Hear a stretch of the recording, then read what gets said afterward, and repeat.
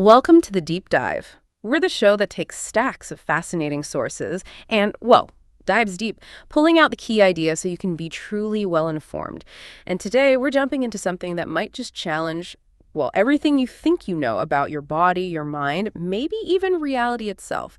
So let's really get into this. Our mission today is digging into some pretty groundbreaking insights, especially those that kicked off back in 1989 with this really curious endocrinologist. His big idea, which is kind of the heart of these early chapters we're looking at, was basically this. Look, if every single atom, every molecule in the whole universe comes out of this quantum field, that invisible energy blueprint underneath everything, then doesn't it make sense that our bodies do too? And if we actually have this quantum mechanical body, what does that mean for healing, for our well-being? It could be revolutionary, right? That's what we're exploring today, how our bodies are tied to this quantum field and what that means for living, for healing. It's a huge question, a really profound one. And it's something conventional Western medicine has, largely sidestepped for centuries, hasn't it? Historically, you've got this really rigid split, mind over here, body over there. Our traditional medical thinking, it's so rooted in materialism, only the physical counts, and reductionism, breaking things down. It just focused totally on the physical machine. And doing that left these huge, crucial mysteries just unanswered, especially healing. How does healing actually happen? We got really good at treating symptoms, fixing physical bits, but maybe we overlooked the very fabric everything comes from. So, okay, let's accept it for a moment. Every atom, every particle, the biggest galaxies, they all spring from the quantum field. Then our bodies, they have to be immersed in that field too. It's unavoidable. So the question becomes, what changes? What new understanding of health, of illness, even of who we are, might pop up if we really take this quantum view seriously? It really opens up a completely different way of seeing ourselves and our potential. Okay, let's start by looking at where the old way of thinking, traditional medicine, kind of fell short. This focus on materialism, this idea that only physical stuff is real, it led to this massive blind spot. It completely left out the mind-body connection. Just think about it. Your thoughts, they aren't things. You can't weigh a thought, right? Or Sure. put it under a microscope. But even though they're not material, your thoughts make your physical body do stuff. You think, get out of bed, and bam, your legs move. We Wow. totally take it for granted, but it's this basic everyday mystery that traditional science just struggled with. How does the non-physical, thought influence the physical body? It's a huge gap in that old paradigm. It really is. It's the elephant in the room, wasn't it? The one medicine kind of politely ignored for a long time. And it connects right into reductionism, which only made the problem worse. Reductionism tries to understand complex things like the body by just breaking them down into the tiniest parts. Now, look, that approach gave us amazing insights into cells, molecules, absolutely. But it completely missed the holistic picture, the way the body works together. I mean, think about it. Your body isn't just a bag of organs working separately. You've got trillions of cells. Trillions. Each doing its own job, but all coordinating, cooperating in this incredibly complex dance to keep everything balanced, to keep you healthy. It's amazing. And the brain, maybe a quadrillion connections. It's like this microscopic electrical storm, right? But what comes out isn't just noise. It's organized thought. It's consciousness. So traditional medicine got brilliant at dissecting things, mapping physical structures, but it ended up having little to say about the experience of life as a whole. And yet, that experience, your thoughts, your feelings, your stress levels, it impinges directly on who gets sick and who stays well. It's a massive factor. But it just didn't fit neatly into that reductionist box. The key thing really is that you're this complex, interconnected system looking only at the parts. You miss the music. Exactly. And that's where this quantum healing idea came in. It intentionally looked past this long-accepted compartmentalization. It wasn't about saying, okay, let's view the body as just separate bits. No. It opened up fields like genetics and really every other corner of physiology to this new way of thinking, quantum thinking. It wasn't trying to throw out existing science. It was about expanding it, saying, hey, there's a deeper level here beyond just the physical stuff we can see and touch. It's about finally seeing the connections that the old approach sort of sectioned off. And that holistic view, it seems absolutely vital for understanding real health. And this shift led to some really radical possibilities, ideas that challenge the very foundations of how we think about mind and biology. In the book Superbrain, they actually pose the question, what if the mind is creating the brain at the same time that the brain is creating the mind? Now that is a mind-blowing or brain-blowing idea, isn't it? Because it flies right in the face of materialism, that core belief that only physical brain processes matter. And it also totally challenges reductionism, the idea that you can find every answer just by looking at individual neurons. This suggests something more dynamic, a two-way street. The mind isn't just something the brain produces, like exhaust from a car. It's actively involved in shaping the brain itself. The implication for you, listening right now, is huge. Your thoughts aren't just passive events. They're actively sculpting your brain, and maybe even your reality. And what's so interesting is how science is catching up, actually validating parts of this. I mean, even back when quantum healing first came out, the research on these messenger molecules, the idea that they carry information from the brain to every single cell, that was still pretty new. Fast forward to today, and our understanding there is incredibly sophisticated. We now know these neurotransmitters are like communicator molecules, zipping around, carrying the chemical codes for our emotions, our desires, memories, intuitions, to every organ, every cell. These aren't just abstract feelings in your head. They get translated into chemical signals that literally touch the life of every cell in your body. Wherever a thought wants to go, a chemical follows. So even just the act of thinking involves complex brain chemistry, triggering responses everywhere that completely shifts where we think intelligence resides, doesn't it? It's not just locked up in the skull. The big takeaway is your mental state directly shapes your biology, way more closely than we used to think. Exactly. And it takes us right to the edge, the next frontier, this mind-gene connection. This is where things get really, really exciting, the most exciting possibilities.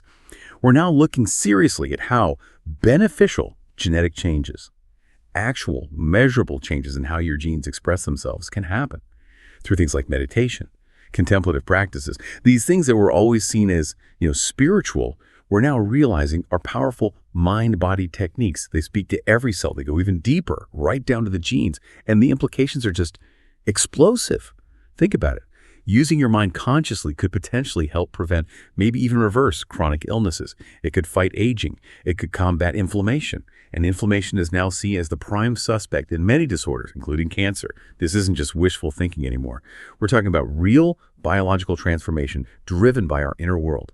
The message for you is, those practices, they're not just for relaxation. They're tools for deep biological change. Okay, let's shift gears a bit and look at one of the most, baffling and compelling areas in all of healing. Spontaneous remission. The very first patient story in the sources, Chitra, really brings this mystery home. Here's a woman who somehow recovered from breast cancer without benefit of conventional treatment.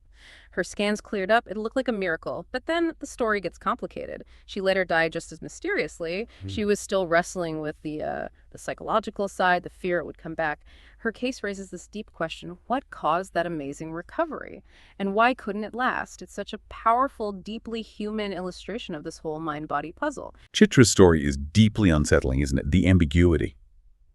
But she's not alone. There are other really striking anecdotes, like the young man battling metastatic stomach cancer for years. Doctors gave him 6 months. 6 months. He makes this radical decision, stops chemo, goes to India, immerses himself completely in traditional Ayurveda meditation every day, yoga, strict vegetarian diet, and the result. Just 3 months later, scans show him entirely free of cancer, gone. Now, these aren't just myths. These are documented cases. They're rare, sure, but they defy our standard explanations and really push the limits of what medicine thinks is possible. The crucial point is they hint at this built-in healing ability that our usual methods might be overlooking. Which brings us to this fascinating paradox. You've got these incredible stories, right? And on top of that, you can find thousands of spontaneous remissions of cancer documented right there in Western medical journals. Verified cases. Yet, and this is the weird part, it seems like they make hardly any difference in the routine practice of oncology. I mean, cancer treatment has advanced hugely in the last 25 years, absolutely. Smarter drugs, genetics, but that path has had little to do with the mind-body connection, hasn't it? It's this strange situation, and we know this phenomenon happens, but the system it challenges seems to largely ignore it. Why do you think that is? That's a really good question. And the influence, it seems, has been mostly indirect. These spontaneous remission cases, they've been a huge motivator for research into healing itself, even if the research wasn't initially focused on mind-body stuff directly. Just realizing that genetics is a crucial key in cancer, and then finding out that the mind can influence genes, that was a massive shift. For example, we now know that literally thousands of genetic markers are improved through meditation. Thousands. Plus, we've learned so much about inflammation. It's now seen as a major player in cancer starting and spreading. And inflammation is deeply stress-related. And where does stress start? It begins in the mind, and a person's mindset can be changed. Even those lifestyle factors linked to cancer, obesity, poor sleep, messed up biorhythms, you can consciously work to reverse those. So really, from this viewpoint, there's nothing about cancer that is separate from the mind in one way or another. The huge takeaway for you is managing your mind, your lifestyle, That's not just nice to have. It's a direct intervention. It affects your genes, your cells. Wow. And that growing awareness led to this absolutely enormous shift in attitude, even within mainstream medicine. A shift that honestly would have been unthinkable just a few decades back. We're talking top institutions like the MD Anderson Cancer Center in Houston. In 2008, they came out with this incredible statement. They said, only 5–10% of all cancer cases can be attributed to genetic defects, whereas the remaining 90–95% have their roots in the environment and lifestyle. 90–95%. That's staggering. I remember back in medical school, the belief was the opposite, that 95% of cancers were considered non-preventable. So this official statement just completely turns that old thinking upside down. It puts the vast majority of cancers right in the realm of things we can actually influence. It totally flips the script on prevention, doesn't it? It absolutely flips the script. And what's so compelling is when you look at the experience of people who have these spontaneous remissions, there's a pattern. Just before the cure happens, almost every patient experiences a dramatic shift in awareness. It's profound. They reach this point of absolute inner certainty. They just know they're going to be healed. They often describe feeling this inner force, this deep connection that extends beyond his personal boundaries throughout all of nature. The realization they often voice is something like, I am not limited to my body. All that exists around me is part of myself. And it's like in that moment, they jump to a new level of consciousness that prohibits the existence of cancer. The physical results are just as dramatic. The cancer cells, they either disappear literally overnight in some cases, or at the very least stabilize and stop causing harm. The insight for you is incredible. A radical change in how you see yourself in your inner state might actually precede, maybe even cause radical changes in your physical body. That really makes you pause, doesn't it? If you think about it. We call these spontaneous remissions miracles, like they're outside the laws of nature. But when your body mends a broken bone, why is that not a miracle? Seriously. That healing process is unbelievably complex, way too complex for us to duplicate fully. It involves this incredible number of perfectly synchronized processes, right? Most of which we only partly understand. So maybe, just maybe, these so-called miracle cures aren't violations of nature at all. Maybe they're just extensions of normal abilities. Abilities that consciousness, which we often dismiss or undervalue, can powerfully amplify. It just makes you wonder what untapped potential is sitting inside each of us. And that line of thinking naturally leads you to consider that promoting the healing process from within might be the real cure for cancer, and maybe for lots of diseases. This radical shift suggests healing isn't just about fighting something external.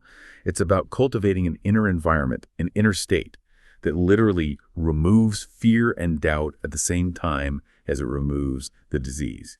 That's a huge shift, philosophically and practically. Now, Western medicine has started to embrace mind-body medicine, definitely, but often it feels like a forced one. Like it's an uncomfortable acknowledgement because the purely physical model just isn't explaining everything anymore. You still find many doctors, understandably, feeling uneasy with it. They see it more concept than a true field, right? They prefer the solid certainty of a drug over the fuzzier power of the mind. That discomfort really highlights this massive paradigm shift that's still happening.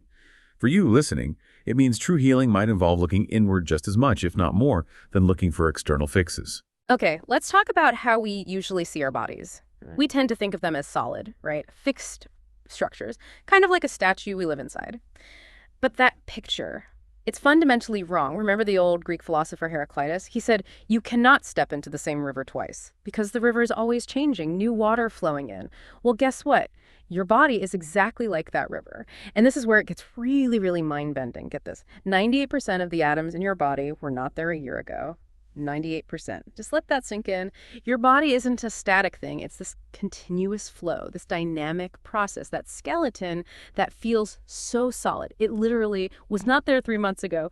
Your skin, new every month. You get a new stomach lining every 4 days. The actual surface cells touching your food, renewed every 5 minutes. Even your liver cells, they turn over slower, but new atoms are constantly flowing through them. You basically get a new liver every 6 weeks. And brain cells, okay, they aren't replaced if they die, but the stuff inside them, the carbon, nitrogen, oxygen atoms, totally different today from a year ago. It's this constant, incredible renewal happening all the time. The big implication, your body is always reforming. Change and regeneration are its default state. It's truly astonishing when you grasp it. Our bodies are constantly and ever in exchange with the rest of the world.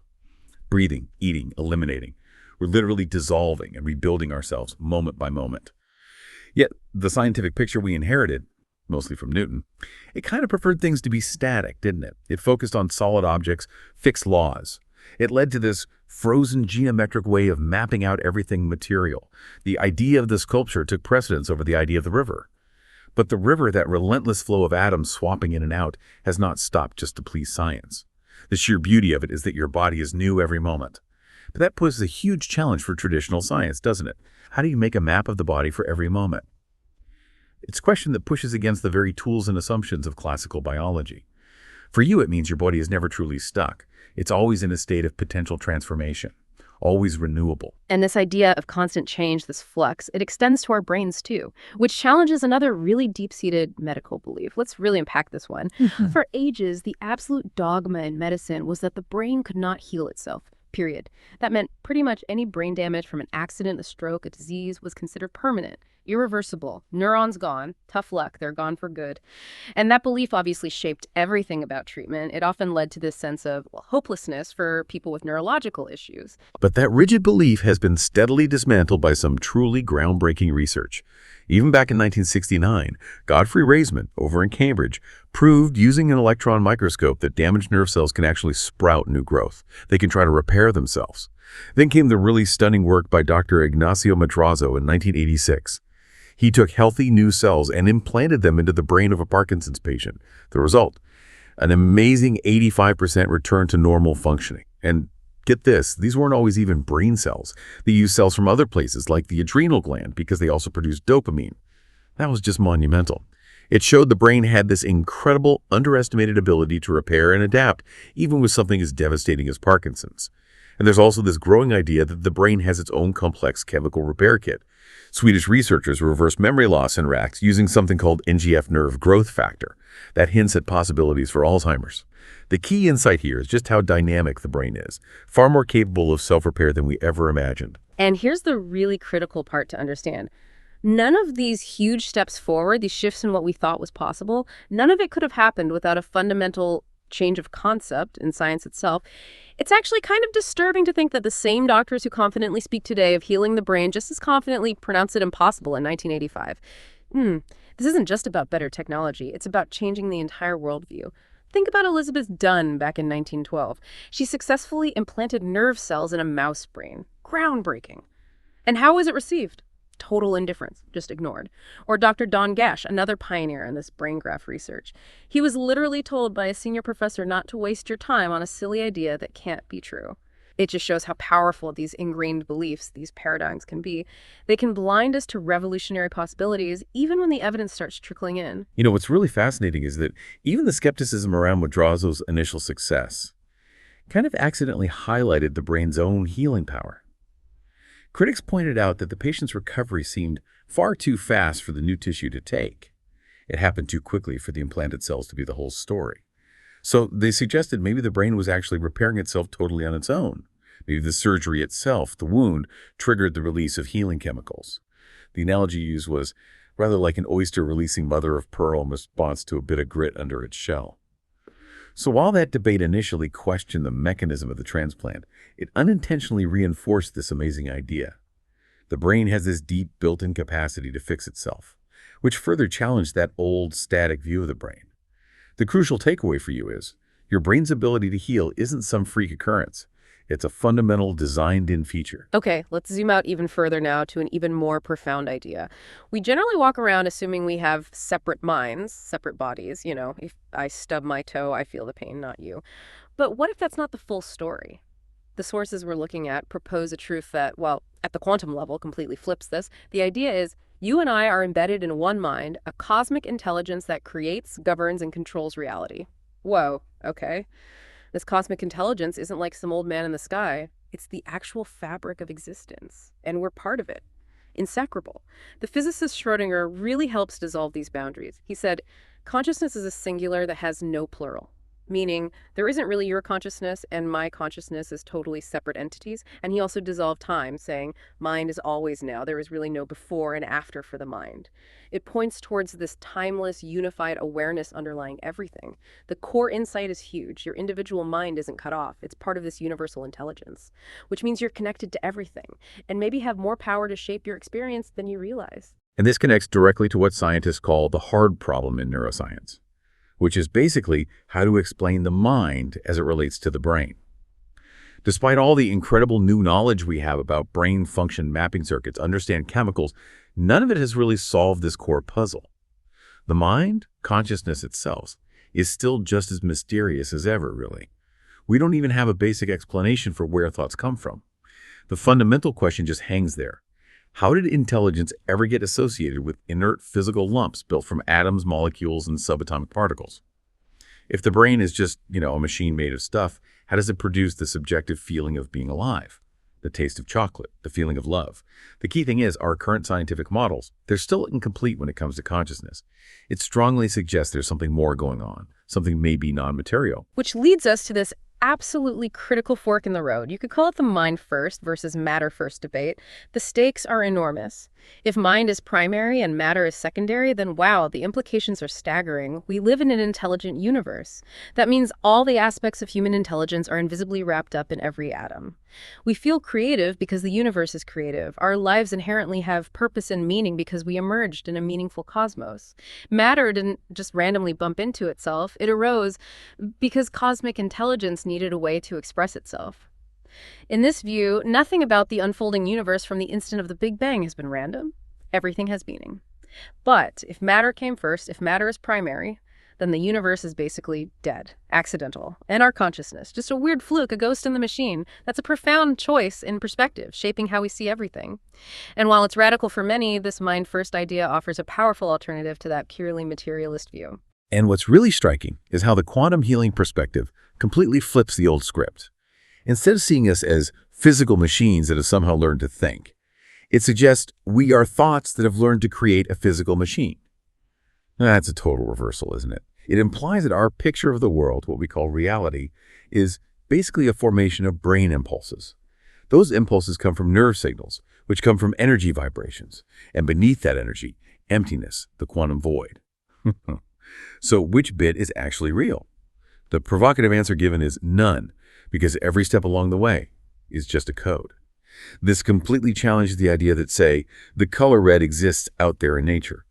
Redness is an experience created by your consciousness interacting with colorless photons. Your perception isn't just passively receiving reality, you're actively constructing it. Understanding that gives you the power to potentially shift your internal framework and maybe change your external experience too. Okay, let's talk about a specific experiment now. One that really caused a stir because it poked at this very idea that reality might be more than just physical stuff. Back in 1987, Dr. Jacques Benveniste, a French scientist, did something that was frankly outrageous to all non-quantum views of the world. He took a standard antibody, something that triggers an immune response, and diluted it. And diluted it again to an extreme degree. So much so that mathematically there was basically zero chance any molecules of the original antibody were left in the water. None. Yet, and here's the kicker, this incredibly diluted water still triggered an immune response in white blood cells. Benveniste himself speculated that maybe the water contains the phantom imprint of the molecules that were once in it, a ghost of memory.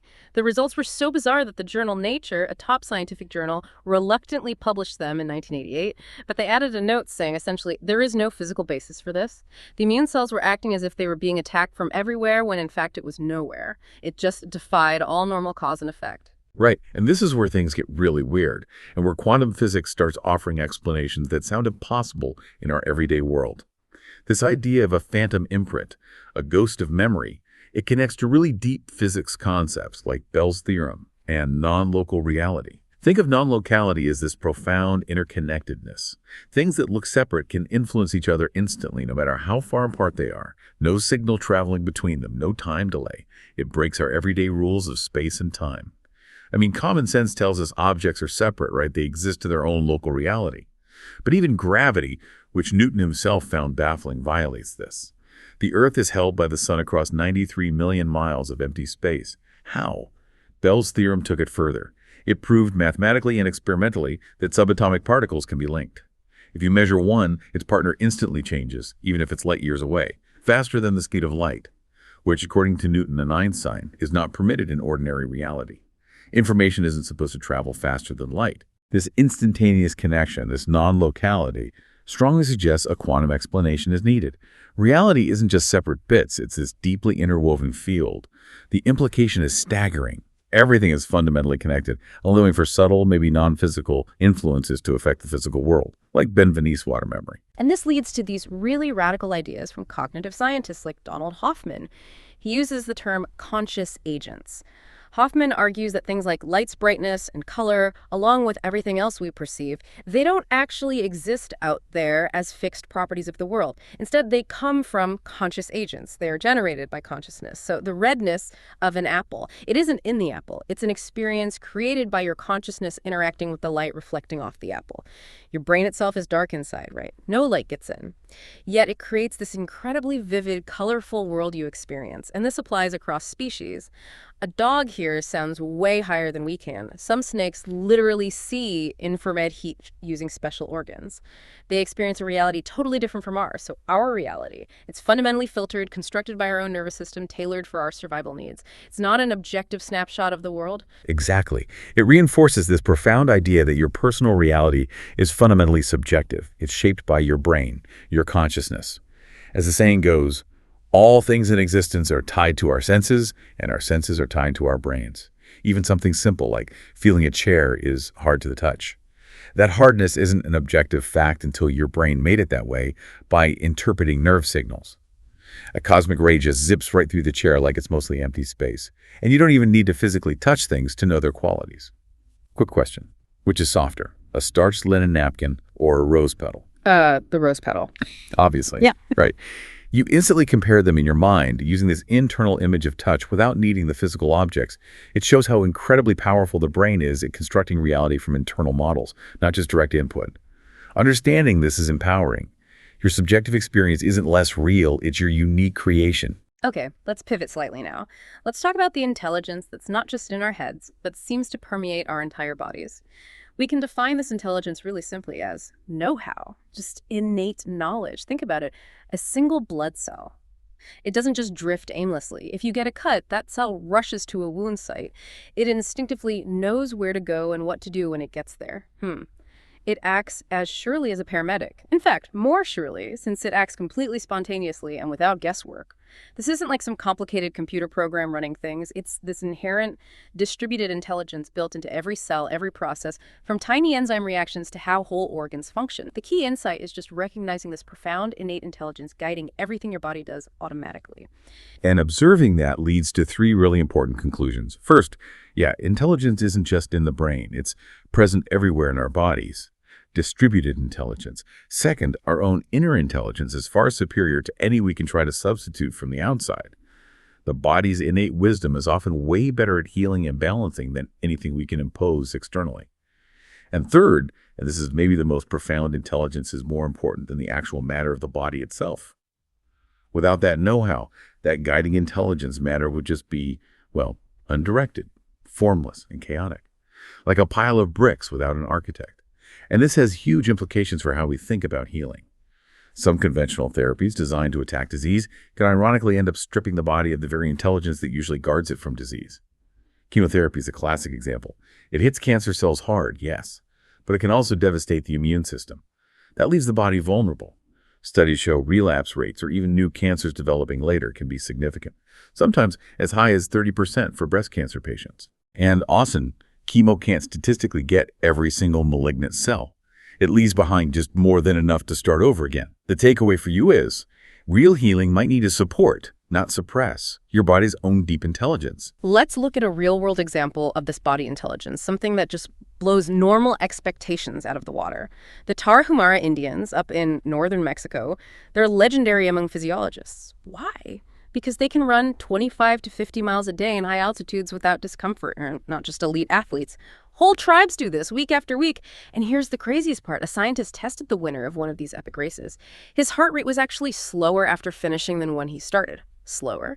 And they do this on what looks like an absurdly substandard diet, mostly corn, some beans, root vegetable. It's like, what on earth is going on? How is that possible? It just completely defies our standard understanding of normal human physiology, doesn't it? It's this incredible demonstration of the nearly infinite flexibility of the mind-body system. For the Tarahumara, what they wanted to do, run 50 miles a day, it's part of their culture, their life, that intention was more important than mere bodily norms. Their bodies just adapted to intelligence, no questions asked. The intelligence, the intention, led the way, not the other way around. This isn't just about incredible physical conditioning. It points to the mind's power to influence, maybe even reshape, the body's capabilities, pushing way beyond what we think are fixed limits. The vital lesson here for everyone is, your body's limits might be far more flexible, far more responsive to your beliefs and intentions than you currently imagine. And it's not just, ancient tribes in faraway places. There are studies right here in the West showing this amazing mind-body power too, like that famous 1981 Langer study. Ellen Langer, a Harvard psychologist. She took these 8 men, all in their 70s, healthy but showing typical signs of aging. She put them in this retreat environment that was meticulously decked out to look and feel like 1959. The music, the TV shows, the magazines, everything. And she told them to act as if they were their younger selves from 1959, just for 5 days. They tested them before and after on things like grip strength, posture, memory, vision. The results?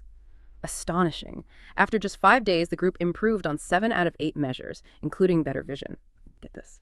Independent judges, looking at photos taken before and after, rated them as looking younger after the retreat. Just from a shift in mindset and environment, it's a powerful, undeniable example. Yeah, Langer was working very intuitively back then, but her findings have since been echoed by what we're learning about gene expression, neuroplasticity, all these mechanisms. But the implications go even wider. This connects to Robert Keith Wallace's work back in 1967 on transcendental meditation. Wallace was a physiologist at UCLA. He started measuring what actually happens in the body during meditation, and he found something remarkable. Within minutes, meditators entered this state he called hypometabolic wakefulness, basically profoundly deep rest but while being fully awake and alert. He called it a 4th state of consciousness, different from waking, dreaming, or deep sleep.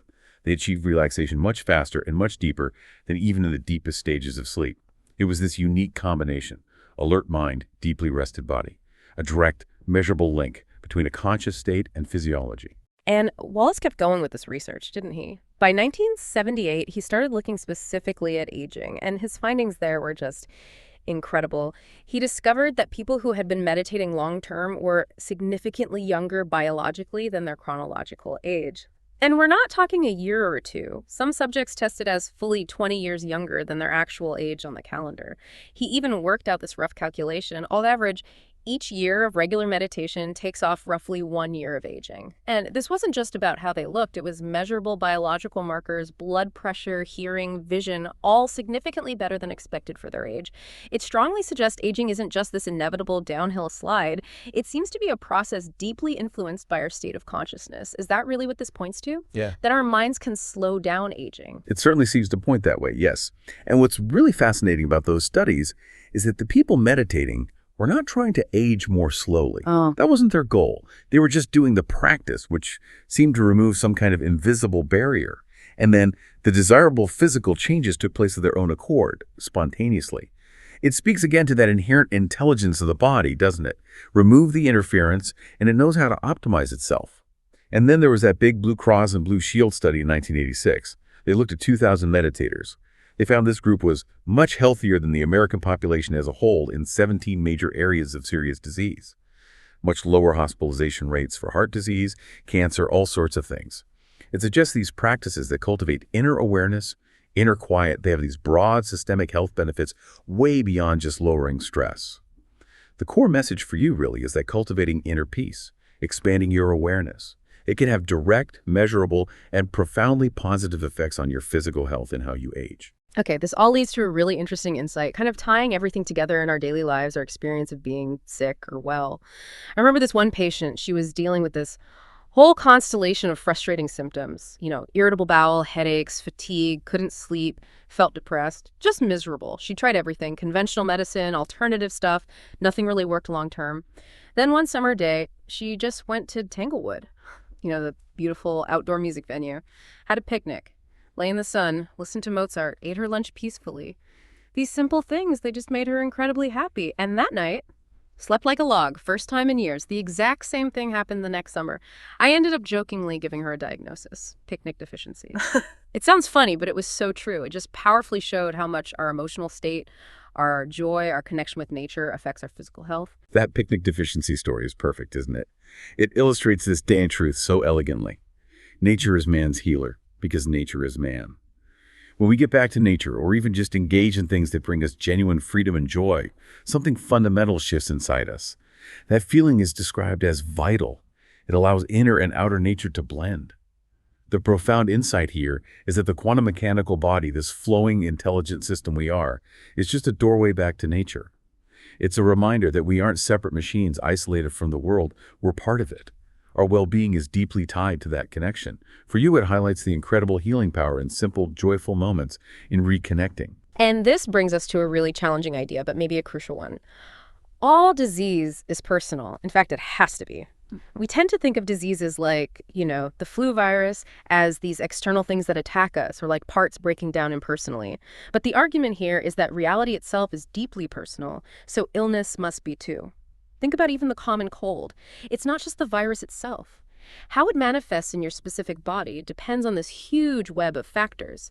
Your unique biology, the environment where that particular virus strain evolved, how it interacts with your specific genes, how it spread through society, your own psychological history with being sick, your gut microbiome, and how all of that triggers gene expression in your brain, your immune system, your organs. It's incredibly complex and unique to you. Nobody, not even identical twins living together, experiences reality in exactly the same way. So nobody experiences disease in exactly the same way either, the implication. Understanding your unique web of influences is key. Right. And this connects to a concept from the Vedic tradition called praga aparad. It translates roughly as the mistake of the intellect.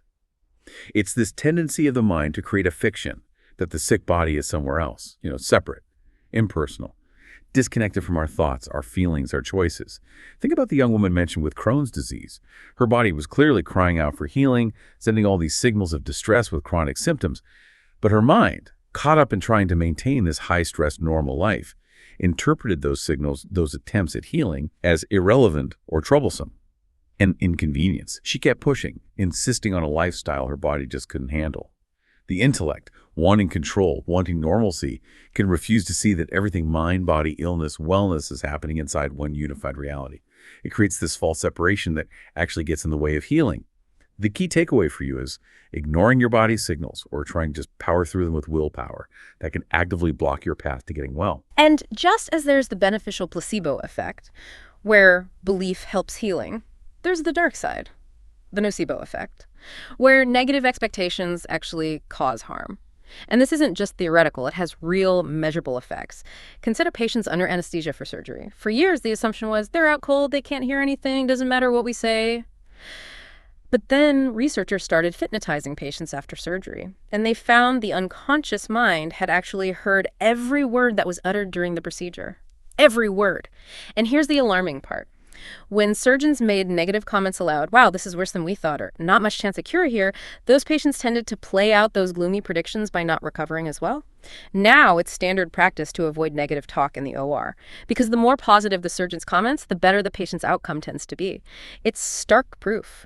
Your beliefs, even the ones you're not aware of, are actively shaping your body's response.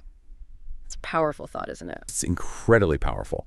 And this power of the mind, of memory, extends to things like addiction too, what's called the ghost of memory. Take the story of Walter, the veteran who got clean from heroin. He was doing well, living a stable life for a year, detoxified. But then he takes this seemingly random train ride, something about the noise, the heat, some sensory cue from his past. It triggers this wild, irrational state, and boom, he relapses. Now think about it. All the cells in his body from his using days were long gone. Physically, he was different, but the memory persists. Or the cardiologist friend mentioned. 15 years after quitting smoking, 15 years, he walks into a movie theater lobby. Something about the smell or the atmosphere triggers teenage memories. And he's hit with this almost uncontrollable urge to smoke. These aren't just physical withdrawal symptoms. They're these potent, non-material memories that seem to outlive the physical cells they were formed in. It shows how deeply experiences get encoded and how powerfully they can yank our chain physiologically years later. Your past experiences can leave this invisible imprint that keeps affecting you. Okay, so if our conscious thoughts and even these old ghost memories have such sway, where does real healing come from? Where does the deepest intelligence lie? The sources point towards a silent intelligence, and it's located, fascinatingly, in the gap between our thoughts. Think about a computer. It has gaps, Yeah, but there are finite gaps made of emptiness needed for the zeros and ones, but us. The suggestion is we have infinite gaps full of intelligence. Hmm. Our normal stream of consciousness, that endless chatter in our heads, it's like a screen that hides the silence. But it's in that silent space, that unseen gap, that the real wisdom, the real healing power might actually reside. It makes you wonder about the potential hidden just beneath the surface of your own mind. And this silent intelligence is presented as being infinitely wiser than our busy analytical thinking minds. Everything, in short, depends upon how well you can build in silence. Everything we experience on the surface, our health, our sickness, our moods, it all apparently wells up from this deeper, silent level. That tame we use, the stream of consciousness, our constant flow of thoughts, it actually acts like a screen, hiding the silence behind it. But it's the kind that works in silence that is described as infinitely wiser. If you're interested in what lies beyond thought, beyond the chatter, that silence is the central player. It's where the deepest healing mechanisms might be accessed. The core idea is that accessing this inner quiet isn't just about chilling out.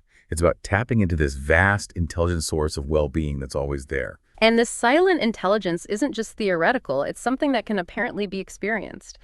The Vedic tradition talks about a fourth state of awareness, and it's described as not an endpoint, but a doorway to something deeper. There's a quote from a meditator describing it as, expanded awareness of no longer being confined to the inside of my head, but being as infinite or more infinite than the universe. It's not about spacing out. It's a feeling of great freedom, but also one of naturalness, like coming home to your true unbounded nature. It's where those usual boundaries of the ego seem to dissolve. Exactly. And what's really compelling is how cultivating this kind of expanded awareness ties right back into those 10 keys to self-care mentioned earlier. Remember, those keys weren't just eat your veggies, go to the gym. They included things like making happiness a priority, finding purpose, expanding awareness decade by decade, getting to know your inner world through meditation and reflection. The core message is clear. A shift in consciousness produces far greater benefits than just trying to fix things from the outside with pills or diets alone. It's about actively tending to your inner world. This leads to these emerging ideas of radical well-being, wellness way beyond just not being sick, and self-directed biological transformation. The idea that you can consciously influence your own evolution by flipping genetic switches, because ultimately every thought you have is already encoding a biological choice right this minute. That realization is incredibly empowering. It puts you back in the driver's seat of your own well-being. It reminds me of that really profound story Deepak Chopra tells about being near Annapurna in the Himalayas. He was looking up at these huge peaks thinking, wow, those are the mountains. But then suddenly the clouds lifted higher and he realized what I had taken for mountains were only foothills. Beyond them, like ancient gods, rose the true Himalayas, unbelievably mighty and majestic. And in that moment of awe, his sense of being this small, isolated self disappeared. It was replaced by the delicious sensation of flowing out into everything I beheld. He describes feeling this complete fullness contained in my own silence, and the overwhelming feeling was just bliss. Not just happiness, but bliss. A direct taste of that boundless, intelligent field we've been talking about. And that experience, that feeling of bliss, it's described as more than just an emotion. It's the vibration that intelligence sends into the world. It creates this circle of life, this continuous loop connecting your mind, your body, and your DNA in this lifelong conversation. All three are constantly talking to each other. You can't feel happy or sad, you can't be sick or well without that message echoing everywhere inside you. So disease, from this perspective, it can happen when there are breaks in the circle, when mind, body, and DNA get out of sync, when bliss slips out of its groove. And ancient Ayurvedic practices like using primordial sound, shruti, are seen as ways to repair these breaks. The idea is, by putting a specific healing vibration back into that circle, you can reshape the improper sequence of sounds, essentially coaxing disrupted DNA back into harmony, using vibration to cure a vibration, tapping into the body's fundamental intelligent music. The crucial insight is that state of bliss. It's not just nice to feel, it's fundamental. It's the vibration that keeps your whole system connected and healthy.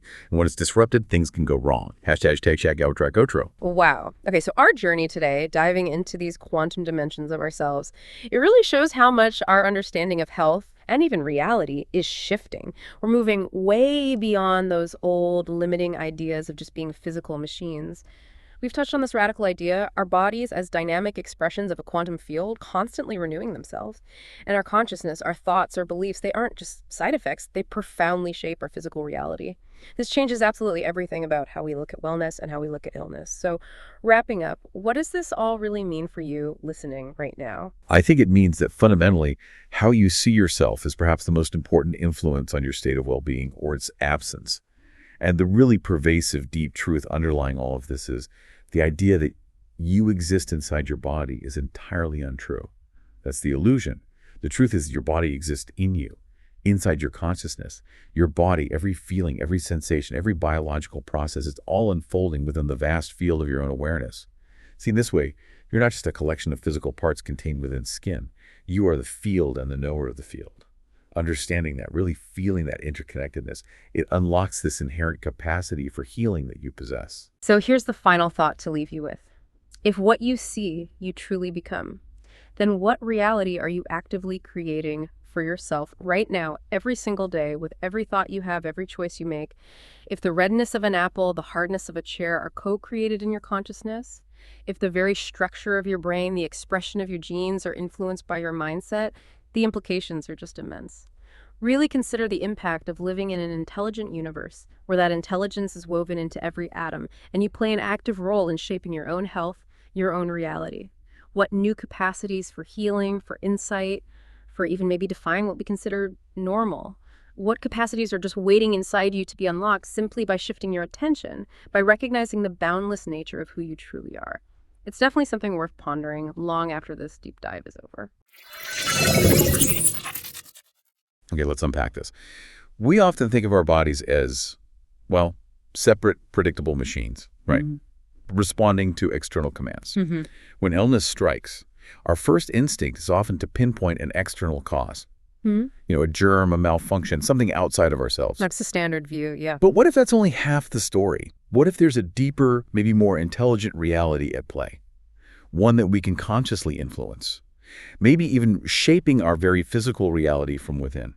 That's a profound question, and it's precisely the journey we're embarking on in today's deep dive.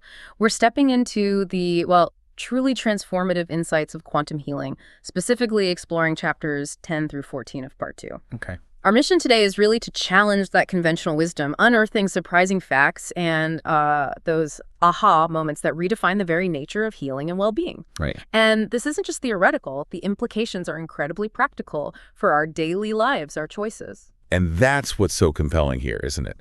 We're going to dive into how quantum physics suggests our bodies are far more fluid, more intelligent than we typically imagine. Much more fluid. And how our minds, well, they aren't just passive observers, but active participants in shaping our physical reality. Active creators, even. We'll explore cases that seem to defy traditional medical explanation and uncover how deep our personal influence truly runs.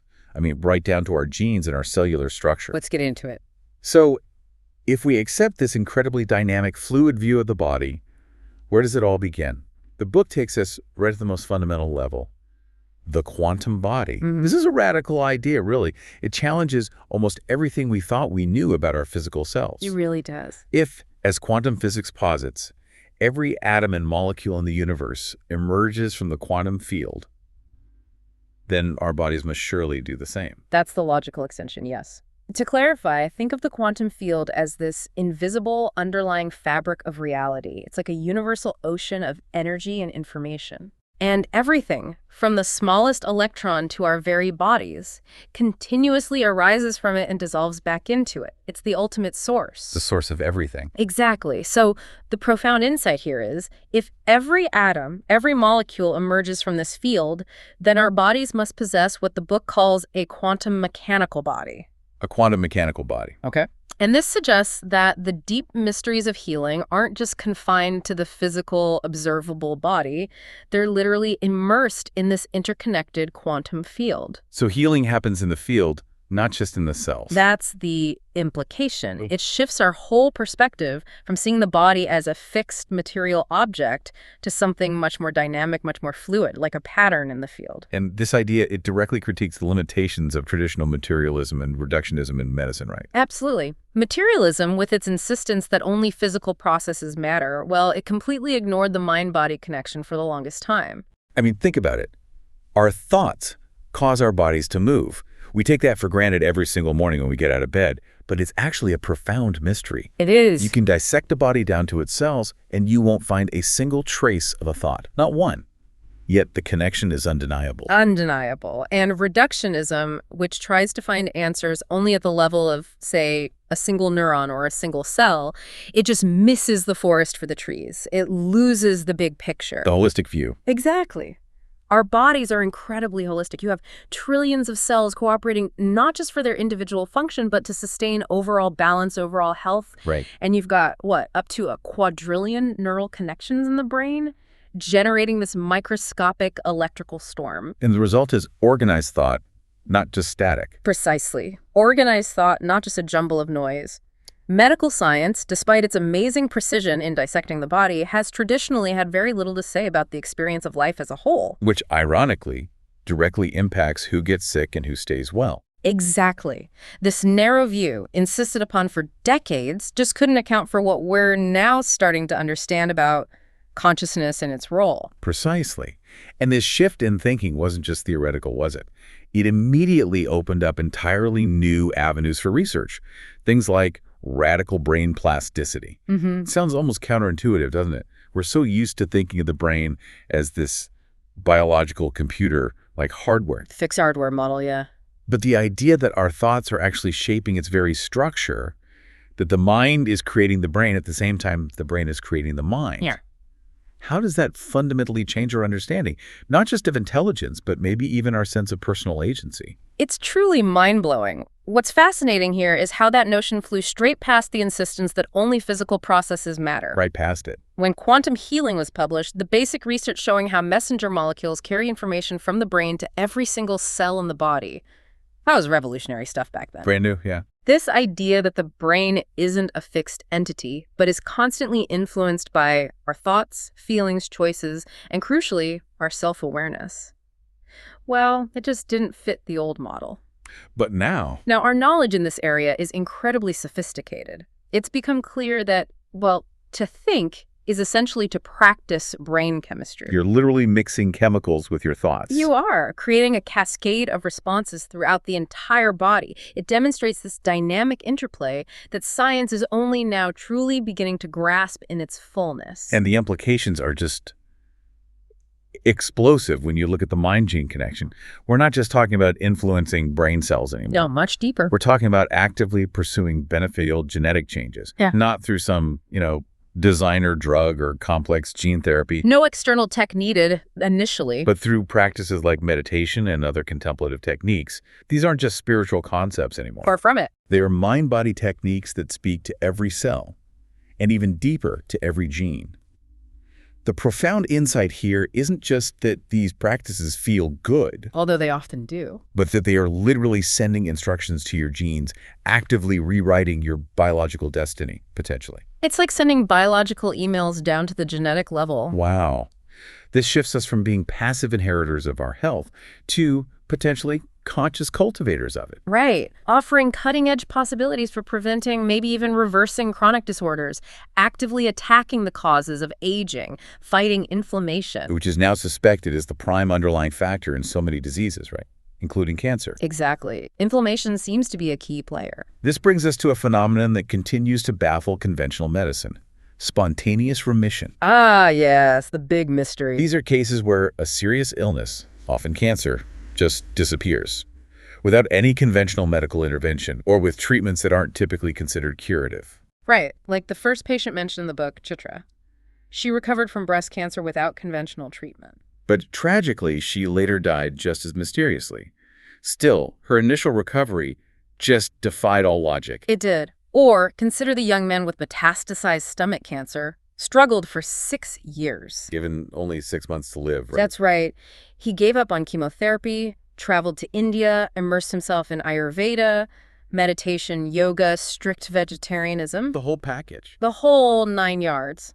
3 months later, scans showed he was entirely free of cancer. That's gone. Gone. It's a baffling reality. And while thousands of these spontaneous remissions are actually documented in Western medical journals... Thousands, really? Yes, documented. But they make very little difference in the routine practice of oncology. Medicine tends to focus on genetics, on sharply focused drugs. The physical mechanism. Exactly. Rather than acknowledging the mind-body connection, despite, well, the overwhelming evidence piling up, it's a testament to the powerful hold of that materialist paradigm. But the data is shifting dramatically, isn't it? That MD Anderson Cancer Center announcement in 2008. A huge moment. They stated that only 5 to 10% of all cancer cases can be attributed purely to genetic defects. Only 5 to 10%. Which means the remaining 90 to 95% have their roots in environment and lifestyle. That's a massive shift. I mean, when the author was in medical school, the thinking was the opposite, right? 95% non-preventable. Completely flipped.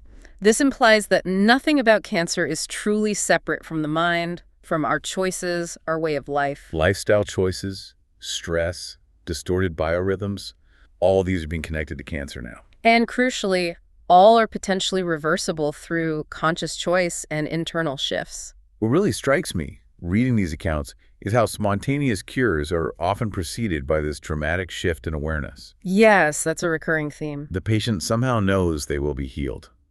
They describe feeling this internal force, something extending beyond their personal boundaries. Like a sense of connection to something larger. Exactly. A profound sense that I'm not limited to my body. All that exists around me is part of myself. Mm-hmm. And at that moment, they seem to jump to a new level of consciousness that just prohibits the disease's existence. The cancer cells either vanish almost overnight or at least stabilize. It's like the inner environment becomes fundamentally inhospitable to the disease. So it's not just about thinking positively in a superficial way. No, it's much deeper than positive affirmations. It's a profound internal shift that somehow prohibits the disease's existence. How do we even begin to unpack that? It puts consciousness front and center as this, well, undervalued force. Absolutely undervalued. And really, if you think about it, even everyday healing, like your body mending a broken bone, it's incredibly complex, miraculous even. Far too complex for medicine to duplicate from scratch. We just take it for granted. But what if that taken for granted power extends beyond healing a simple broken bone? What if it could actually reverse the aging process itself, purely through the mind? Well, that's what a really groundbreaking study by Ellen Langer hinted at. Decades ago, actually. It illustrates the mind's intuitive power over the body quite dramatically. The 1981 study. That's the one. She took 8 men in their 70s, all in good health, but, showing typical signs of aging. Right. And she immersed them for 5 days in an environment meticulously designed to simulate 1959. Everything, the music, the TV shows, news events, all from that era. Like a time capsule. Exactly. And the men were explicitly told to act as if they were their younger selves, living in that earlier time. And they tested them before and after. Rigorously. On various markers of aging, grip strength, dexterity, hearing, vision. And the results. Yeah. After just 5 days of this kind of mental time travel. The results were startling. At the end of just 5 days, the group had improved on 7 out of 8 measures. Just 7 out of 8. Including better vision, What? which is just, wow. Better vision from acting younger. Apparently so. Yeah. They even looked demonstrably younger as assessed by outside judges who were completely unaware of the experiment's purpose. It's incredible. And this was long before we understood the full extent of gene expression and neuroplasticity. But it powerfully demonstrated that the mind, when sufficiently motivated and immersed in a specific context, can literally affect the body's biology. It challenges the physical manifestations of aging itself. Yet despite this kind of evidence, mind-body medicine still makes many doctors extremely uneasy, doesn't it? Oh, definitely. There's still a strong preference for the familiar chemical over a new idea. Penicillin or Valium, they don't require any new thinking from the patient or the doctor to be effective in theory. Just follow the protocol. Right. But the problem, as surveys consistently show, is that a huge percentage of patients, maybe up to 80%, feel their underlying complaint isn't satisfactorily resolved when they leave the doctor's office. That's a lot of dissatisfaction. It points to a deeper issue, right? A disconnect between the physical symptoms and the deeper, unseen forces at play. And let's be clear, documented spontaneous remissions are incredibly rare. Very rare. Estimates range from 1 in 20,000 to fewer than 10 per million cancer cases. So they're not common. Not at all. But this rarity, paradoxically, only highlights the profound mystery when they do occur, and how little we still understand about the body's ultimate healing potential. Okay, this brings us to a really radical rethinking of the body itself. For decades, medical science held this kind of hard finding. brain function inevitably degenerates with age. That was the dogma, yeah. They believed our brains shrink, grow lighter, lose millions of neurons every year permanently, which meant memory loss, impaired intelligence, just an unavoidable part of getting old. The inevitable decline narrative. But new evidence and the insights from quantum healing are powerfully challenging this long-held belief. Completely upended it, really. We now have studies where in some memory tests, 70-year-olds actually outperform 20-year-olds. Outperform them? Seriously? In specific areas, yes. And after just a few minutes of daily practice in short-term memory, the older group could almost match the younger subjects who were supposedly at their mental prime. Wow. So the decline isn't inevitable. It suggests it depends more on habits of mind than on fixed neural circuitry. Our thoughts, our mental engagement, they actively sculpt our brain. That's right. And the key is that while individual neurons themselves don't typically regenerate like, say, skin cells, They generally don't know. they can grow new dendrites, those intricate branch-like filaments that connect nerve cells. Exactly. And this new growth provides the physical structure for unimpaired brain function throughout life, even into advanced old age. So the connections keep growing. They can, yes. It's why senility in a healthy brain is no longer considered physically normal. A rich multiplication of dendrites might even be behind the phenomenon of growing wise in old age, as the brain becomes more interconnected, more capable of complex thought. If we connect this to the bigger picture, it means the decline we've traditionally associated with aging is not physically normal, not biologically predetermined. Correct. Our lifestyle choices, our mental activity, they actively shape our brain's physical structure and capacity. This new understanding has led to the concept of a new old age, A new old age, I like that. where conditions like heart disease, hardening of arteries, strokes once seen as inevitable with age are now considered largely avoidable. Depends on diet, lifestyle. Our choices matter. They matter hugely. Even a large percentage of what was considered unavoidable senility has been traced back to simple things like vitamin deficiency, poor diet, even dehydration. Simple things. The entire body at any stage of life needs to be rethought as this continuously evolving responsive system. The core of this rethinking is captured so well by that ancient Greek philosopher Heraclitus. You cannot step into the same river twice. A classic line. He meant the river's constantly changing, right? New water flowing in, making it a new entity moment by moment. And the book argues the same holds true for our bodies. We are far more like a flowing river than something frozen in time and space. Constantly renewing ourselves at a breathtaking pace. The renewal rates are just astonishing. They really demonstrate this living river concept. Consider this. 98% of the atoms in your body. 98% were not there a year ago. 98%. It's almost unbelievable. It's like living in a house that's constantly being rebuilt around you. Your skeleton, which feels so solid, so permanent, entirely new every 3 months. 3 months for a whole skeleton. Yep. Your skin, new every month.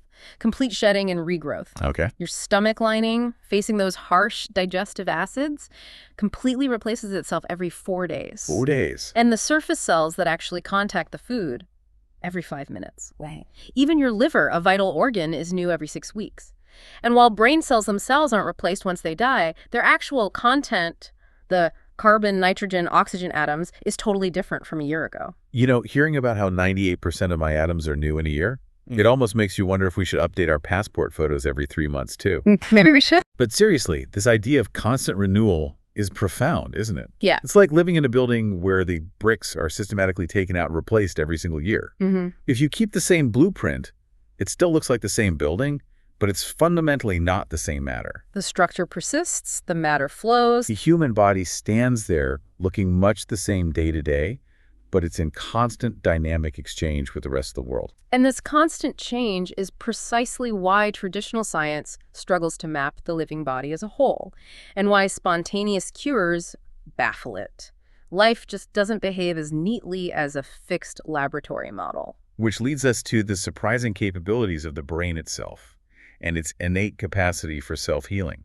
That story about Dr. Ignacio Madrazo in 1986. A real shock to the system back then. He was a Mexican neurosurgeon, right? And he successfully implanted healthy new cells from the adrenal gland into the brain of a patient with Parkinson's disease. Correct. And not only did the transplant take, which was previously considered impossible. Totally impossible, they thought. But the patient showed an amazing 85% return to normal functioning. It was unprecedented. That's incredible. So If Parkinson's had been seen as largely irreversible brain damage, what fundamental assumption did Madrazo's breakthrough actually shatter about the brain's capacity, and how did that change the landscape? It shattered the dogma that the brain could not heal itself or accept new tissue from elsewhere. Parkinson's involves the progressive loss of dopamine-producing nerve cells. Yeah. It was largely seen as irreversible damage.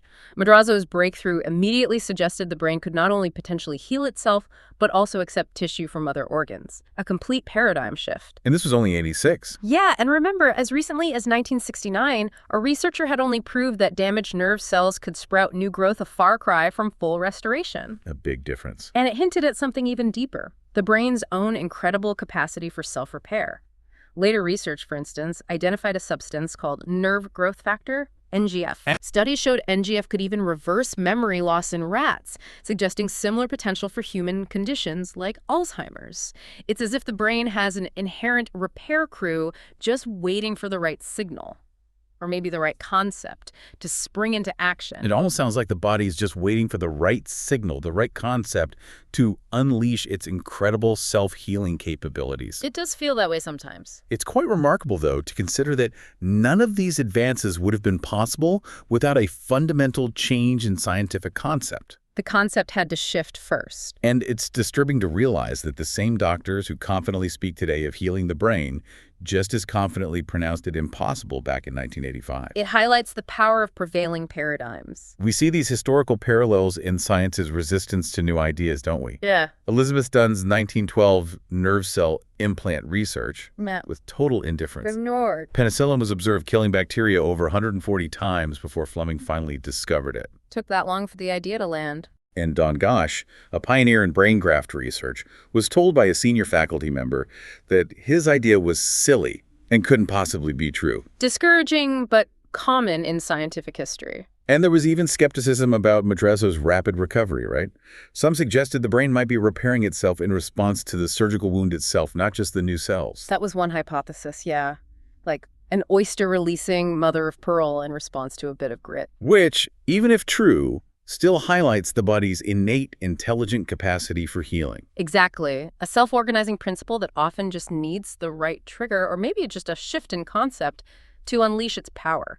So how do we begin to unravel these persistent mysteries of the mind-body connection? It's a question that has sparked, well, tremendous debate over the years. For sure. I remember that 1985 University of Pennsylvania study on breast cancer. It controversially found no correlation between a patient's mental attitude and their survival chances. Right, and the editorial in the New England Journal of Medicine that followed, basically calling the mind-body connection largely folklore. Ouch. Folklore. Yeah, pretty dismissive. But that wasn't the final word, was it? Yeah. I recall letters just deluged the journal from physicians who heatedly disagreed. They did, because every practicing doctor knows, intuitively or explicitly, that a patient's will to recover plays a vital part in treatment. That goes way back, right? Hippocrates. All the way back. And modern studies have corroborated this. Patients who trust their doctors, who surrender to care, they often do have better recovery rates. But the relationship is complex. Even something that seemed straightforward, like the type A personality and heart disease link. Turned out to be more nuanced, yeah. Yeah. Type A's, initially thought to be at higher risk, actually survived better after a heart attack. Better. Why? The theory is their drive to succeed perhaps turned into a benefit, a stronger will to recover. It shows how our internal states are deeply, if subtly, influential, but not always in predictable ways. And then there are those really baffling cases like the rabbit cuddling experiment. Ah, yes. Inexplicably, human cuddling triggered an immune response in rabbits. The mechanism, still unknown. It's baffling. Why would evolution build an immune response in rabbits that needs human cuddling to activate? It illustrates the deep, often unquantifiable link. This complexity leads some doctors to contend that the mind is merely a fiction, medically speaking. That it's really just the brain. That when we think the mind is sick, it's really just the brain chemistry that's off. And psychotropic drugs, which alter brain chemistry, can indeed alleviate symptoms of mental illness. Does that really fix the root cause? Does it exorcise what the book calls the ghost of memory that can trigger physical relapse? That's the million-dollar question, isn't it? This ghost of memory idea is powerful, and it goes way beyond just psychological states. Think of that story about Walter. From South Boston, heroin addiction in Vietnam. That's him. detoxified, built a new life, steady job, talking about a normal future. Sounded like he was on the right track. Totally. But one day, his car breaks down. He has to take the subway. The noise, the heat, the confined space. It was the same line he used to ride when he was troubled and addicted. Oh no, the trigger. Exactly. Within minutes, he went from uneasy to extremely agitated. 2 days later, completely hooked on heroin again. Almost no will to recover. Even though the original addicted cells were long gone. All gone. Yet the memory persisted in his body. A deep unconscious imprint triggered by the environment. It's astonishing. And that story about your cardiologist friend. Quit smoking 15 years ago. Yeah. Walked into a movie lobby he hadn't visited since he was a teenager in Bogota, where he used to smoke. And bam. Bam. An almost uncontrollable urge to smoke seized him immediately. Despite all his efforts to resist, it's like the place itself held the memory. This persistence of memory is equally evident in how chronic stress can lead to wrong memory in organs, isn't it? Like ulcers or colon spasms. Exactly. When the body's natural rhythms are constantly disrupted by persistent stress responses, the organs themselves seem to remember and repeat the patterns of distress. The body keeps the score, as they say. It certainly seems to. The discovery of neurotransmitters really revolutionized our understanding here. How so? Well, it was found that nerve impulses aren't just electrical signals zipping around, they're chemical. Ah, the messenger molecules. Precisely. These communicator molecules are the runners racing to and from the brain, telling every organ about our emotions, desires, memories, dreams. So it's not just happening in the brain. Not at all. None of these events are confined to the brain alone. They are coded into chemical messages that touch every single cell. To think is to practice brain chemistry. Promoting this cascade of responses throughout the whole body. It's a constant flowing internal dialogue. And early on, there was huge excitement around endorphins, right? The brain's internal painkillers. Supposedly stronger than morphine and non-addictive. That was the initial hype, yeah, up to 200 times stronger. And when naloxone, a drug that blocks morphine receptors, was found to also reverse the placebo effect. Everyone thought, placebos work via endorphins. It seemed to confirm it, linking them directly to morphine. But later research, as often happens, clouded this simple picture. Well, morphine isn't chemically identical to endorphins. Their effectiveness is variable. And turns out our internal painkillers can actually be addictive if you inject them externally. So more complex than first thought. Much more complex, which underscores a crucial point the book makes. The physical makeup of these neurochemicals might be secondary to their know-how. Their intelligence, how they work. Exactly, how they choose their sites, trigger action, coordinate everything. Sir John Eccles, the Nobel Prize-winning neurologist, had that witty remark about psychokinesis. Mind over matter in the brain. Right. He said if you want to see real psychokinesis, just consider what the mind does in the brain. With every single thought, the mind manages to move atoms, hydrogen, carbon, oxygen atoms in the brain cells. It's literally consciousness shaping matter in real time. In real time. If we connect this to the bigger picture, it reveals that intelligence isn't some separate thing we find, or some isolated particle floating around. It's woven into the fabric of our being. Precisely. No intelligence particle will ever be found because all the matter in our bodies has been designed with intelligence as a built-in feature.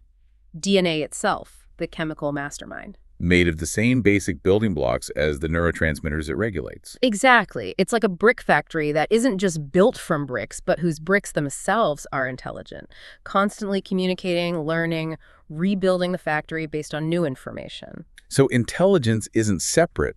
It's a feature of matter itself. That's the idea. And this floating intelligence is further confirmed by the immune system, which also produces messenger molecules. It acts like a kind of floating brain. A floating brain. Interesting. It gives us a material basis for understanding how intelligence flows throughout our entire being, reinforcing that body as a river model. Okay, so given all this incredible mind-body dialogue, how do we actively maximize positive input to this system? Because let's be honest, the consequences of negative input sound pretty daunting. They are. Disturbing overall balance leading to inflammation. Reinforcing old neural pathways, making it harder to break bad habits. Contributing to abnormal cell function, weakening the immune system, premature aging. Creating a general sense of disease. It sounds like a biological imperative to cultivate positive inputs. Absolutely. But the problem often isn't a lack of information, is it? No. Most people know what's good for them. It's a gap in motivation. People know, but they often fail to act on it. Look at the Gallup surveys. The percentage of people thriving globally is dismally low. And the record numbers of antidepressants and tranquilizers consumed in the U.S. It attests to our inner unease. Fear, the book argues, is a poor long-term motivator. The body resists chronic stress, and worrying about your health is a form of stress. So fear doesn't work long-term. What does? Inspiration. The only successful long-term motivation is inspiration, the kind that comes from valuing yourself so deeply that you genuinely enjoy giving your mind and body positive inputs. Enjoyment, not obligation. Exactly. It's about a fundamental shift in perception and priorities. So what does this inspiration look like in practice? The book lays out these 10 keys to self-care. It calls it a new model for success and happiness, supported by medical evidence. And it extends far beyond just, diet and the gym. These are principles for literally programming your cosmic computer for well-being. That's a good way to put it. The first key is making happiness a high priority, as opposed to just coasting along with whatever state you find yourself in. Consciously choosing happiness. Yes, and this isn't just superficial positive thinking. The book suggests happiness literally rewires your brain and body chemistry. When you consciously choose it, you're activating beneficial neurochemicals, promoting healing, sending a thrive signal to every cell. It's a biological choice. Okay, number 1, prioritize happiness. What's 2? Second, making sure your life has purpose and meaning. Instead of just focusing on the daily practicalities that can sometimes feel routine or empty. Finding your why. Exactly. When your daily actions align with a deeper purpose, it creates a coherent, energetic field supporting physical well-being. It reduces internal conflict, stress, lets your body operate more harmoniously. Makes sense. Third, living according to a higher vision. Looking beyond the externals, the better job, more money, bigger house. usual stuff we chase. Right.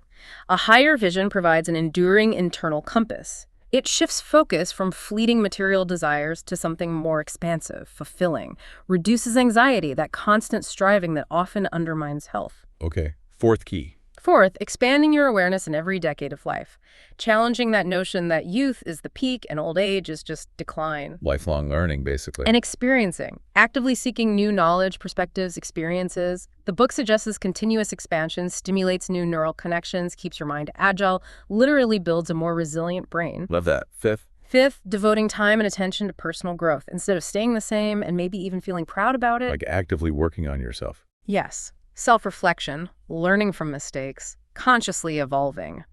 When you engage in personal growth, you're actively updating your internal operating system, letting go of old, limiting beliefs that might be creating physical blockages or chronic stress. Got it. Number 6 feels more traditional. Sixth, following a sensible regimen of good diet and physical activity, rather than the typical high-sugar, high-fat diet, or always postponing exercise for tomorrow. The basics still matter. They absolutely do.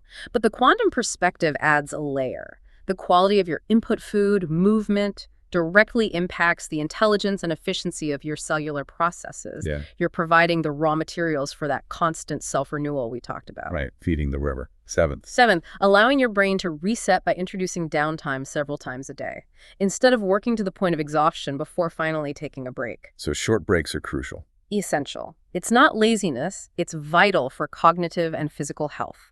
Brief periods of rest, even just a few minutes of quiet, let your nervous system regulate, reduce cortisol, prevent that buildup of chronic stress. Okay, downtime is key. Eighth, getting to know your inner world through meditation, contemplation, self-reflection, instead of avoiding what you really feel or fearing what you might find inside. Looking inwards. Yes. This introspective journey allows you to identify and release those deeply held emotional patterns or wrong memories that might be manifesting physically. It's about becoming aware of the subconscious instructions you're sending your body. Becoming conscious of the programming. Ninth, practicing gratitude and appreciation, which is the opposite of constantly grabbing for yourself, always looking out for number one. Gratitude changes brain chemistry too. It absolutely does. It fosters positive emotions, reduces the stress response, cultivates a sense of abundance and connection. The book suggests this directly translates into biological harmony and resilience. Powerful. And the final key, number 10. 10th, learning how to love and be loved. Not leaving romance behind in the past, but truly looking into the deep source of love within yourself. This is broader than just romantic love, right? Much broader. It extends to universal compassion, connection. The book argues that love is perhaps the most potent healing force, capable of profoundly influencing cellular function, supporting immune health. It's about opening your heart, aligning with the deepest, most intelligent forces. What unifies all these keys, then, is this conscious re-engagement with our body's innate intelligence. Exactly, moving from being a passive recipient of health to becoming the active architect of your well-being, translating intention into biological reality. This isn't just a list of feel-good tips. These are principles for literally programming your cosmic computer for radical well-being. Where every thought you have is encoding a biological choice, pointing either towards well-being or towards imbalance and decline. Okay, now this is where it gets really interesting. And maybe, well, deeply counterintuitive to our usual perception of reality. Prepare for a mind bend. The book presents this profound shift in worldview. To say that you exist inside your body is entirely untrue. Oh. The truth is that your body exists in you, inside your consciousness.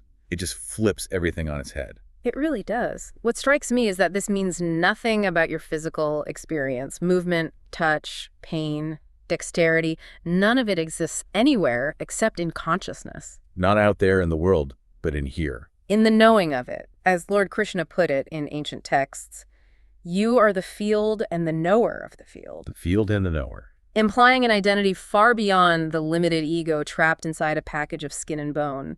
This challenges centuries of Western scientific conditioning that places consciousness inside the brain. Like a ghost in the machine. Exactly. Instead of seeing the brain, and indeed the entire body, as manifestations within a larger field of consciousness. This concept really highlights the limitations of that old Newtonian cause and effect model in medicine, doesn't it? Absolutely. Remember, Aaron, the young man with severe anemia. Yeah, his doctors tracked his disease perfectly at the physical level. Tissues, cells, molecules. Get that all the data. But they couldn't explain his complete lack of symptoms or his defiance of the prognosis.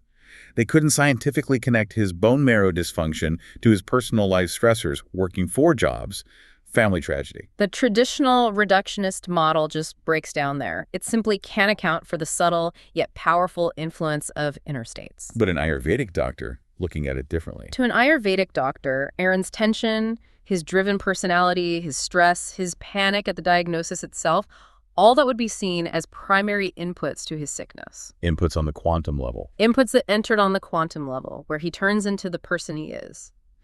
If our body exists in our consciousness, then our inner space isn't empty. It's a rich field of silent intelligence that exerts powerful influence on our physical reality. Which changes the whole game for diagnosis and treatment. Completely. And this intelligence isn't just localized in the brain, is it? The book argues every cell is like a little sentient being. Knowing everything you know, but in its own way. Like when you feel thirsty? Yeah. It's not just your brain sending a signal. You're not just obeying a brain impulse. You're listening to a request from every single cell in your body, all 50 trillion of them communicating their need for hydration. Wow. 50 trillion cells asking for water. It puts a different spin on it. And this idea is further provoked by those really strange cases, like John Lorber's hydrocephalic student. The one with almost no cortex. A cortex only 1 millimeter thick, about 2% of normal. Yet he had an IQ of 130, gifted mathematics student. It truly begs the question, is a brain even necessary for thinking as we understand it? Or is consciousness something far more fundamental, more pervasive? This raises an important question. If our bodies are living within our consciousness, what impact does our interpretation of reality have on our physical health? Our beliefs shape our biology. That's the implication. Thomas Kuhn's work on paradigm shifts is relevant here. He explained that we always view nature through our own paradigm or worldview. Our current lens. Exactly. There's no single absolutely correct theory. Science is a constant stream of shifting paradigms. Spontaneous remissions, which couldn't be explained by a paradigm separating mind and body, posed just such a problem that it helped shatter old assumptions, forcing a new way of seeing. And that long-held assumption in neuroscience, brain equals mind, it's continually challenged by the philosophy of science itself, right? Correct. Theories are right about what they include, but wrong about what they exclude. No model explains all reality, and data interpretation is always bound by the observer's starting assumptions. So different stories can fit the same facts. Happens all the time, in divorce court, criminal court, and certainly in medicine, where doctors often have different concepts of healing influenced by their own underlying paradigms. This takes us right to the nature of perception itself. That cognitive scientist, Donald Hoffman. His work is fascinating. He proposes that objects, like a red apple, don't actually have redness out there. Photons are colorless. Photons are colorless, invisible. Redness, along with all our perceptions, comes from conscious agents from within us. Our reality is created by consciousness, conforming to our nervous system. Like how a dog hears sounds we can't, or a snake sees infrared. Precisely. Their nervous systems construct a different reality. It means our subjective experience literally constructs our objective reality moment by moment. Okay, mind officially bending. How does this happen? This instantaneous translation of consciousness into perceived reality, even physical manifestation. The book talks about the invisible but absolutely necessary gap between thoughts. The space between words. Or between distinct thoughts. If there were no such gap, our thoughts would just be a jumbled mess. Delicate lunch and dessert, but if late to mushakara dire need to wear as a wallet. A stream of consciousness without punctuation. Right, just noise. This silent gap, the book argues, is where intelligence originates. It allows for organized thought and potentially organized reality. And this relates to the U-shaped transformation. Exactly. How a thought becomes a molecule. Imagine the top of the U is your conscious thought, say, I want to lift my arm. Okay. That thought then dips below the line into an unknown, silent realm, the bottom of the U. This is the quantum field, the gap. Where the magic happens. Where it instantly translates into precise biological instructions. Then it reappears at the other side of the U as the physical action of your arm moving. So it's not linear, step by step. No, it's an instantaneous, perfectly coordinated quantum leap from mind to matter. Intention becomes biology. This is why the patient whose intense thought of a heart attack literally manifested as a real heart attack is cited as a quantum event.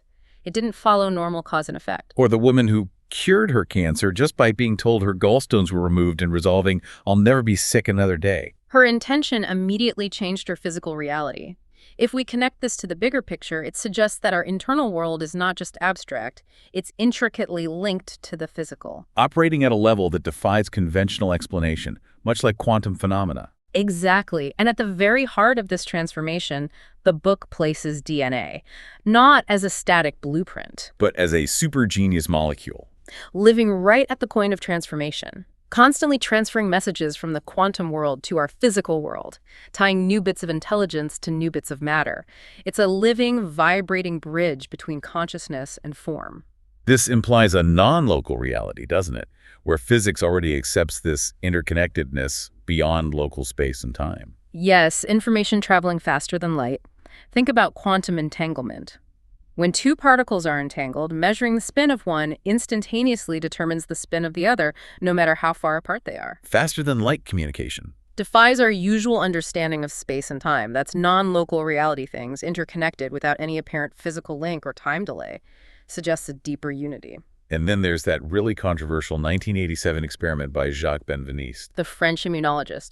He triggered an immune response in water using an antibody that was no longer physically present. the ghost of memory in water. That's the idea, suggesting water can contain the phantom imprint of molecules that were once in it, profoundly challenging our understanding of physical presence. So the water seemed to remember the antibody even when it was gone, like a phantom scent lingering in a washed glass. A similar concept, yeah. It suggests information can persist beyond the physical molecule. And this ghost of memory extends to humans too, right? Those striking examples of multiple personalities. Yes. Different physical conditions in the same person. One personality has diabetes, another doesn't. Hives, warts appearing and disappearing with personality shifts. Drug responses varying wildly. And that family anecdote about the author's mother, her pollen allergy vanishing based on her belief about her location. Telling herself she was in an allergy-free city made the symptoms disappear, only to return when she remembered where she really was.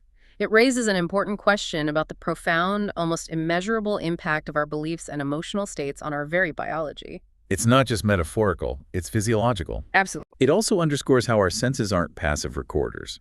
They actively interpret reality. Selectively. The human eye distinguishes millions of colors but doesn't register light as vibrations. We can compare the softness of linen and a rose petal in our minds without touching them. Our internal world creates and perceives. We don't just see the world, we construct it. Which resonates so deeply with that ancient Ayurvedic cosmology. As is the human body, so is the cosmic body. As is the human mind, so is the cosmic mind. As is the microcosm, so is the macrocosm. Meaning our participation is central. Our participation in reality is central to its manifestation. The book quotes, "No color in the natural world. Nothing is so important about the universe as your participation in it. We are co-creators." And this ancient wisdom is being echoed in modern psychology now. Jeffrey Martin's research on PNSE. Persistent non-symbolic experience, yeah. What some might call enlightenment or higher consciousness. His research showed it's not a single exotic state, but a continuum. A spectrum of consciousness. Exactly, and well-being increases significantly along this spectrum. Surprisingly, many people spontaneously drifted into these higher states without specific spiritual practice. That's fascinating. It takes altered states out of the purely mystical realm and puts it into a scientific framework. Makes it less exotic, potentially available to everyone, suggesting our normal consciousness is just one point on a much broader spectrum of potential awareness. So, okay, how do we apply these really profound insights to practical well-being? How do we embrace radical self-transformation in our lives? Right, bringing it down to earth. One powerful example is that patient with anxiety, the one obsessed with her diagnosis of mitral valve prolapse. Her symptoms were kept alive by her own expectations, right? Exactly. She believed the diagnosis was her fate, like a magic spell cast upon her. Her stabbing chest pains continued. Her healing only began when she learned to simply watch the pain until it goes away. Consciously disengaging. Yes, breaking the magic spell of the diagnosis itself by shifting her consciousness. And her body followed. The symptoms subsided. Which highlights that painful issue of blame, though. When we link lifestyle to disease, obesity, smoking, lung cancer, it can inadvertently fuel so much guilt and shame. Which only exacerbates the problem, creates more stress. It's a vicious cycle. And the paradox of addiction, nicotine being harder to break than heroin for some, Yeah. it shows it's not always a rational situation. Not at all. Yet society's role for medicine, the book argues, should be compassion, like that poignant story of the sadhu and the scorpion. He kept saving it, even as it stung him. Repeatedly. Because it was his nature to save, just as it is the scorpion's nature to sting. Medicine's instinct should be to save, without blame or judgment. That compassionate approach is crucial for true healing. Yeah, compassion is key. And this leads to another revolutionary concept. All disease is personal, because reality itself is personal. It's not just about catching a bug from outside. Right. Consider the common cold. Its experience is incredibly individualized. It's influenced by everything, the specific mutated virus, the environment it came from, how it interacts with your unique genome. Your psychological state, your microbiome, how your genes express themselves in response. It's an intricate dance. Your total being is committed to participating in your health, not just one isolated biological factor. The disease isn't just out there. It's co-created with your entire being. So it's not just about what bug you catch. It's about your entire life history, your relationships, your beliefs, everything contributing to that moment of illness or health. That's a profound shift. It really is. And this personal nature of disease means there are proven paths to deeper health through self-care. We have studies demonstrating this now, things that were pioneering back then but are more accepted today. Like Dean Ornish's groundbreaking studies from 1990. Remember those? On heart disease. Yes. He showed that comprehensive lifestyle changes, whole foods diet, stress management like yoga and meditation, moderate exercise, social support could actually reverse coronary artery disease. Reverse it, not just slow it down. Reverse it. First time this had ever been achieved by any means, including drugs. It astounded the medical community. Showed that what we consider irreversible might just be waiting for a shift in consciousness and lifestyle. And the impact goes even deeper, right down to our genes. That 2008 Ornish study with Elizabeth Blackburn. The Nobel laureate, yeah. They found these same lifestyle changes actually improved gene expression. How so? They literally turned on disease prevention genes and turned off genes linked to cancer and heart disease. Wow. Flipping genetic switches with lifestyle. And they even found an increase in telomerase, the enzyme crucial for retarding aging, by protecting the ends of our DNA. That would have seemed impossible when quantum healing first came out. Now there's biological proof. Our choices are communicating directly with our genetic blueprint. And what about meditation and aging? That Wallace study from '78. Robert Keith Wallace's research, it showed meditators were significantly younger biologically than their chronological age. How much younger? By 5 to 12 years. And roughly, each year of meditation took off about 1 year of biological aging. Incredible. Were they trying to slow aging? That's the fascinating part. No, they were just meditating, removing what the book calls an invisible barrier to their body's natural balance. These physical changes just happen spontaneously as a byproduct of expanded awareness. Just a side effect of inner peace. Mhm. And the health benefits were broad, too. The Blue Cross Blue Shield study. A huge study, 2,000 meditators back in '86, showed they were significantly healthier in 17 major disease areas, 87% less hospitalization for heart disease, 50% less for all kinds of tumors. Huge differences. And that Harvard study by Charles Alexander in 1980 taught mind-body techniques to elderly residents 80-plus years old. Those who learned the techniques lived longer. A victory for the Rish's shortcut, the book calls it, suggesting expanding awareness literally extends life. It also points to this nearly infinite flexibility of the mind-body system, doesn't it? Yeah. Like the Tarahumara Indians in Mexico. Running incredible distances, 25 to 50 miles a day, high altitudes, on a substandard diet. How? Simply because their normal was different. Their bodies adapted to intelligence, prioritizing their chosen lifestyle over mere bodily norms. Shows the body's adaptive capacity when aligned with strong intention. And even the immune system can learn. Those animal studies. Right. Experiments with mice and rats where immune responses were conditioned just by smell or taste alone. The immune system learned to respond even without the physical pathogen present. Shows its direct response to subtle stimuli. And the power of love. That can't be overstated. Absolutely profound. Children who felt unloved literally delayed their growth, failed to thrive, and heart attack victims.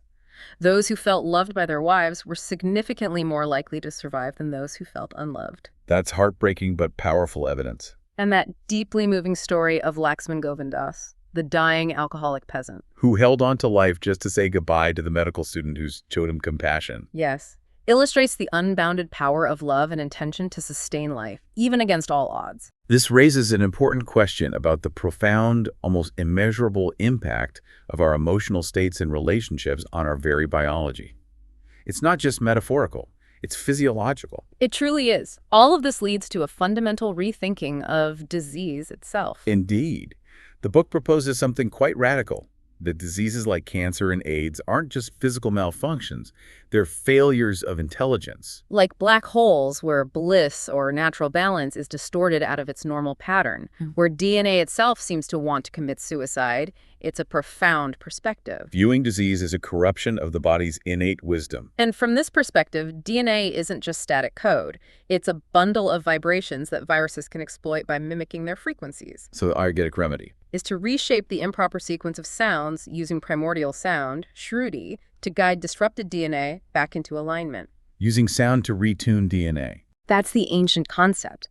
In Ayurvedic cosmology, Shruti refers to these fundamental primordial sounds like vibrational templates of creation. If DNA is a bundle of vibrations that gets distorted, reintroducing these pure sounds through specific practices can help retune it, guide it back to harmony, like tuning an instrument. And that anecdote about the pancreatic cancer patient finding peace, going off pain meds after just 4 days of Ayurvedic treatment. It's a powerful hint at this subtle, gentle approach targeting underlying informational patterns. Which contrasts so sharply with the magic bullet approach of Western medicine. Which seeks to destroy the disease from the outside, often with severe side effects weakening the whole body. If drugs are becoming so precise they need to hit a single receptor. Then the intelligence of how they're used, dosage, timing, combinations becomes infinitely more important than the molecule itself. Exactly. The book argues we desperately need medicine without bullets, medicine that works with the body's own intelligence. And this brings us back to the underlying philosophy. Many cancer treatments encourage this open clash within the mind-body system. Which can lead to continued fear and suffering, even if the cancer cells are technically gone. But the book suggests the physical manifestation is often a phantom. And the real culprit is persistent memory. A deeper distortion of intelligence. A distortion that needs resolving through conscious awareness. This is why even anesthetized patients apparently hear their surgeons. And negative remarks during surgery can lead to worse outcomes. The nocebo effect. It validates the idea. The silent field of intelligence is always present, always listening, always influenced by our words, beliefs, intentions, even when we seem unconscious. Wow. This entire section is just a powerful invitation to rethink our whole approach to health, not as a battle against an enemy, but as a journey to restore a natural, intelligent balance within ourselves, guided by our own consciousness. Hashtag tag hack for So what does this all mean for you listening right now?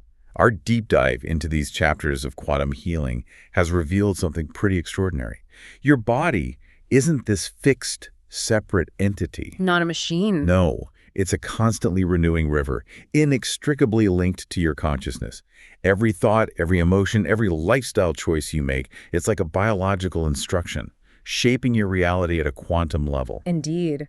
From those surprising cases of spontaneous remission to the hard biological evidence of meditation's power, we've seen how internal shifts can have profound physical effects. Really profound. If your body truly exists within your consciousness and your every thought is including a biological choice, then the ultimate frontier of healing isn't just in a pill or a procedure. Where is it then? It lies within the boundless intelligence that resides in each of us, waiting to be accessed. So consider this. If our reality, our very physical health, is profoundly personal, if it's shaped by the movie our minds project onto the screen of our body, then what radical transformations might you be capable of? If you consciously chose to direct that projection, deliberately, towards a state of radical well-being, embracing that unbounded intelligence that lies within. It's a powerful thought to sit with. We hope this deep dive has given you plenty to think about, maybe sparked a new way to see yourself and your incredible capacity for health and transformation. Until next time, keep diving deep.